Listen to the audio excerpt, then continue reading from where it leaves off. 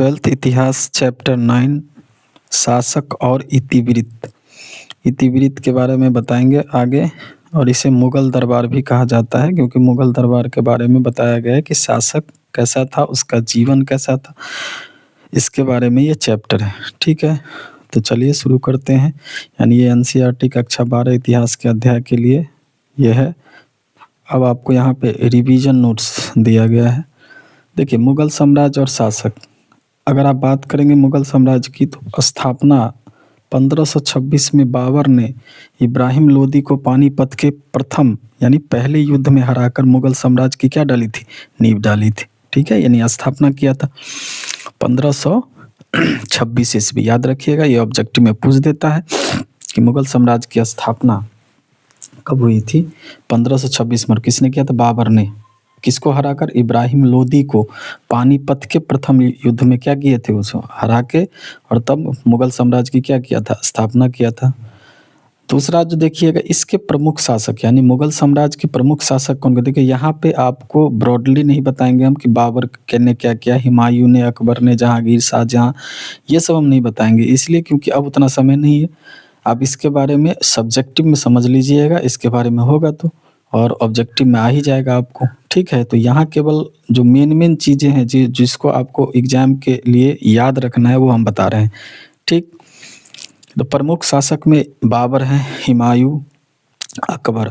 एक बात याद रखिए, अकबर के बाद लिखा हुआ है वास्तविक संस्थापक। तो ये याद रखिएगा, अगर पूछ दे कि मुगल साम्राज्य का वास्तविक संस्थापक कौन था तो क्या कहेंगे, अकबर। ठीक है, लेकिन वैसे कौन किया था इसकी स्थापना 1526 में, बाबर ने। ठीक है, और अकबर को वास्तविक संस्थापक कहा जाता है।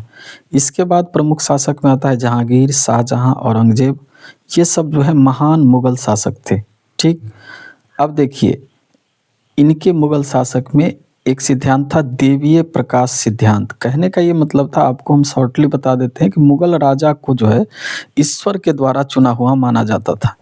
यानी मुगल जितने भी राजा हुए मुगल साम्राज्य के, वो अपने आप को मानते थे कि हम ईश्वर के द्वारा चुन के आए हुए हैं, स्वयं ही मानते थे।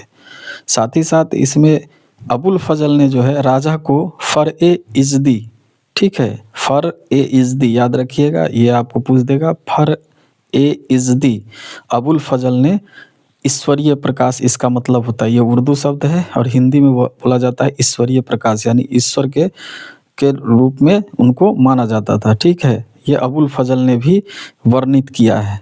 समझ में आ गया आपका, जो ये लिखा हुआ था, जो पुस्तक लिखा हुआ है, जो इससे अगले चैप्टर में बताए थे कि अबुल फजल ने कौन सा पुस्तक लिखा हुआ है। ठीक है, तो उसमें इन्होंने फर-ए-इज़्ज़दी मुगल शासक के लिए इस्तेमाल किया था, जिसका मतलब होता है ईश्वरीय प्रकाश। और वैसे भाषाओं में समझ लीजिए कि ईश्वरीय देवीय प्रकाश का सिद्धांत का मतलब होता है कि मुगल राजा जो स्वयं को ईश्वर द्वारा चुना हुआ मानते थे, उसी को कहा जाता है देवीय प्रकाश का सिद्धांत। ठीक है, चलिए दूसरे कॉन्सेप्ट के बारे में समझते हैं। इतिवृत्त क्या है, अब ये आ रहा था, क्रॉनिकल्स बोलते हैं इसको, इतिहास लेखन। यानी इतिवृत्त जो उनकी जीवनी थी, उस जीवन में क्या क्या किए, तो यहाँ लिखा भी है कि इतिवृत्त क्या है। तो इतिवृत्त ये राजाओं द्वारा लिखवाए गए, यानी राजा खुद लिखवाता था, कालक्रमिक विवरण थे। कालक्रमिक मतलब समय के अनुसार, जैसा जितना उनका शासन चला अपने राज्य में, उसके अनुसार वो अपने कामों को क्या किए थे, लिखवाए थे। तो जिनका उद्देश्य क्या था कि उसके शासन की महानता और प्रशासनिक कार्यों का क्या हो, लेखा जोखा रखना था।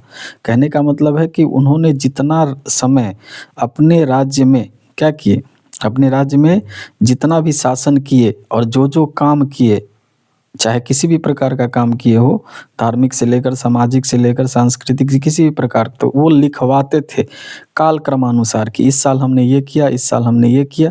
ये लिखवा के वो रखते थे इसलिए क्योंकि उनकी महानता, उन्होंने जो काम किया है राज्य के लिए, उनकी महानता और प्रशासनिक कार्य जो एडमिनिस्ट्रेटिव लेवल पे काम किए हैं, उनका लेखा जोखा रखना उनका मेन मकसद था। इसी को इतिवृत्त कहते हैं। समझ में आ गया, इतिवृत्त मतलब वृत्तांत, एक तरह से समझिए इसको, कि उनका जितना भी शासन काल रहा, उस पूरे शासन काल के समय में उन्होंने क्या क्या किया, वही इतिवृत्त कहलाता है। ठीक, अब आइए तीसरे कॉन्सेप्ट की तरफ।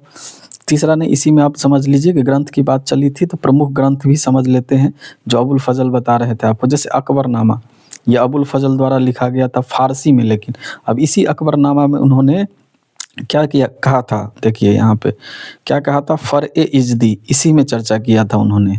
इसी अकबरनामा में फर-ए-इज़्दी यानी ईश्वर का क्या है, प्रकाश है। कौन? मुगल के जितने भी राजा हैं, ठीक।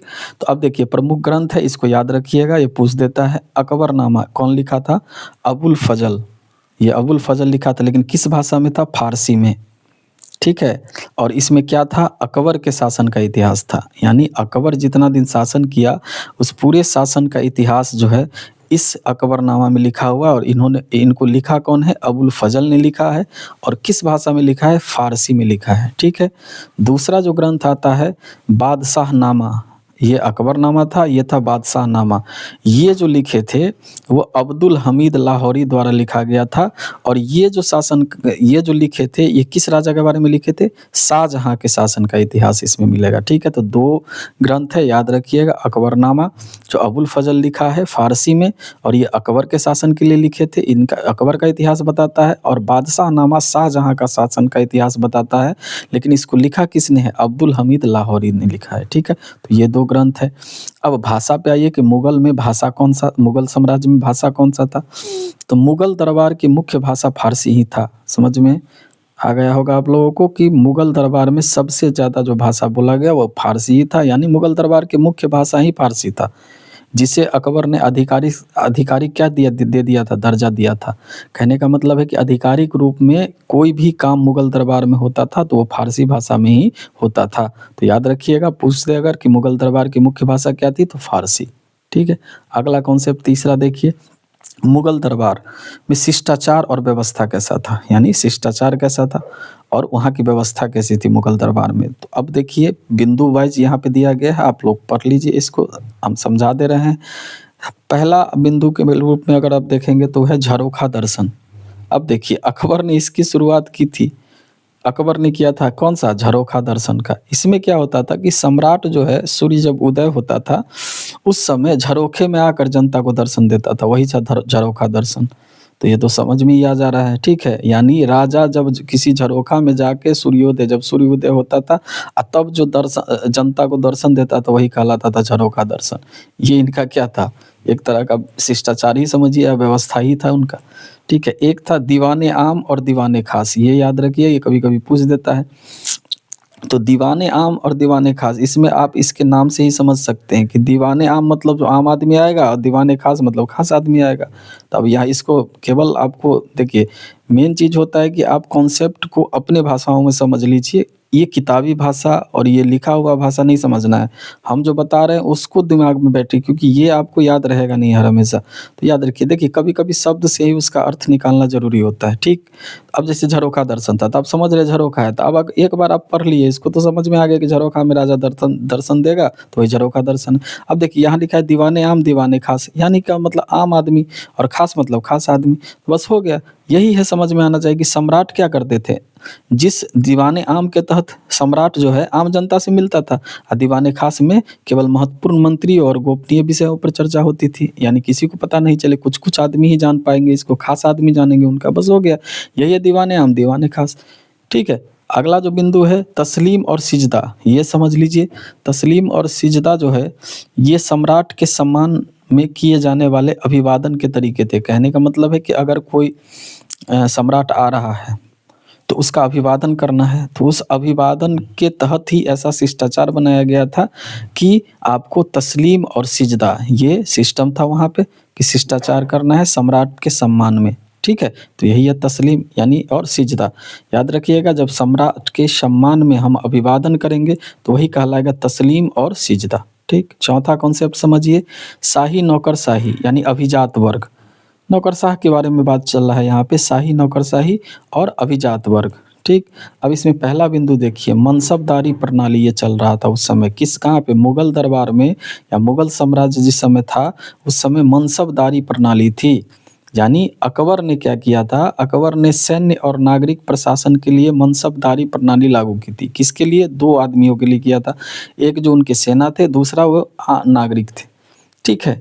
इसमें प्रणाली किया, इसमें क्या होता था देखिए, जात यानी व्यक्तिगत पद और सवार यानी सैनिकों की संख्या 2 रैंक होते थे। कहने का मतलब ये है कि इसमें जो व्यक्तिगत पद होते थे, जैसे कि आपको किसी पद पे दे दिया, उनके यहाँ जो लेखा-जोखा रखता होगा, जो मान लीजिए खाना-पीना देखता होगा, उनमें जात था जिसको व्यक्तिगत पद मिले थे, और सवार एक था। सवार में सैनिकों की संख्या 2 रैंक में होते थे। यानी सवार जो होता था उसमें 2 रैंक होते थे। एक आपको जात और दूसरा सवार, जो सैनिकों की संख्या थी, और दूसरा व्यक्तिगत पद थे। तो 2 प्रकार, वैसे भी राजा के पास 2 टाइप के आदमी रहेंगे। एक रहेगा आपको व्यक्तिगत पद और दूसरा रहेगा सवार यानी सैनिकों की संख्या। तो सैनिक हो गए और साथ ही साथ क्या हो गया, व्यक्तिगत पद वाले, इनके राजा राज्य में रहा करते थे। इसके बाद विविधता की अगर बात करेंगे कि कौन-कौन सा विविधता था, तो इसमें आपको देखिए मुगल अभिजात वर्ग में ईरानी, तुरानी, राजपूत और भारतीय मुसलमान सभी शामिल थे। कहने के जितने भी अभिजात की बात चल रही थी यहाँ पे, कि एक प्रकार के वो जो व्यक्तिगत पद लिए हुए हैं, दूसरा जो सैनिक में है। तो उसके अलावा विविधता ये था कि अभिजात वर्ग में ऐसा नहीं था कि अपने ही राज्य से लिए थे, ईरानी भी थे, तुरानी भी थे, राजपूत और भारतीय मुसलमान सभी शामिल थे इसमें।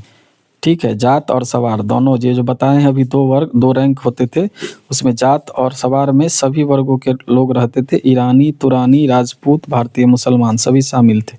ठीक है, अब आइए 5 में कॉन्सेप्ट की धार्मिक नीति समझिए। धार्मिक नीति में पहले समझ लिए सुलह ए कुल। सुलह अपन लोग जानते होंगे, सुलह करना मतलब होता है आपसी मेल-जोल क्या कर लेना, किसी भी समस्या का समाधान के लिए आपस में मिल के और सुलह कर लेना ही क्या कहलाता है, अपने लोग के यहाँ सुलह कर लिए। तो वही यहाँ भी चलता था, धार्मिक नीति में चलता था सुलह ए कुल। यानी अकबर ने सुलह ए कुल यानी पूर्ण शांति की नीति अपनाई, जिसका अर्थ था सभी धर्मों और समुदायों के प्रति सहिष्णुता। कहने का मतलब है कि जितना भी धर्म था उनके राज्य में, साथ ही साथ जितने भी समुदाय थे, उस सब के साथ क्या होना चाहिए, आपसी मेल-जोल, समानता, इस भाव से रहे, पूर्ण शांति के अनुसार रहे। यही बोला जाता है सुलह ए कुल। कहने का मतलब है कि अगर किसी प्रकार का झगड़ा, लड़ाई, इस तरह का बात नहीं होना चाहिए, वहाँ पे सुलह ए कुल यानी पूर्ण शांति की नीति अपनाते थे। कौन? अकबर। ठीक है, अगला है कि उस अकबर ने क्या किया था, उसने 1563 में तीर्थ यात्रा किया और 1564 में क्या कर दिया, जजिया कर था उस समय सबसे वाइटल जो था जजिया कर। ये जजिया कर इस चैप्टर में पढ़ना था, लेकिन फिलहाल जजिया कर ही समझ लीजिए, इस पे आधारित सब्जेक्टिव आएगा, समझ लीजिए जजिया कर क्या होता है। ठीक, तो 1563 में तीर्थ यात्रा किया कौन? अकबर।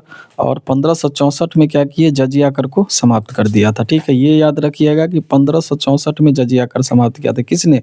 अकबर ने। आपसे क्वेश्चन ऑब्जेक्टिव में पूछेगा कि जजिया कर को किस मुगल सम्राट ने समाप्त किया था, तो अकबर ने किया था। ठीक है, अब लास्ट आपका आ जाता है कॉन्सेप्ट राजधानी और स्थापत्य। देखिए ऐसा है कि मुगलों ने समय समय पर अपनी राजधानी को क्या किया था, बदला था। अब बहुत सारा राजधानी बनाया था इन्होंने, जितने भी सम्राट आते थे वो अलग अलग राजधानी बना लेते थे लगभग। अब जैसे कौन कौन से किन किन क्यों राजधानी बनाया था, जैसे आगरा, फतेहपुर सिकरी, लाहौर और शाहजहानाबाद। दिल्ली जिसको बोलते हैं, उस समय शाहजहानाबाद बोलते थे उसको। तो इतने जगह पे मुगल सम्राट का क्या रहा था, राजधानी। और स्थापत्य कला वहीं पे विकसित किया गया था, जो कलाएं विकसित हुई थी मुगल सम्राट की।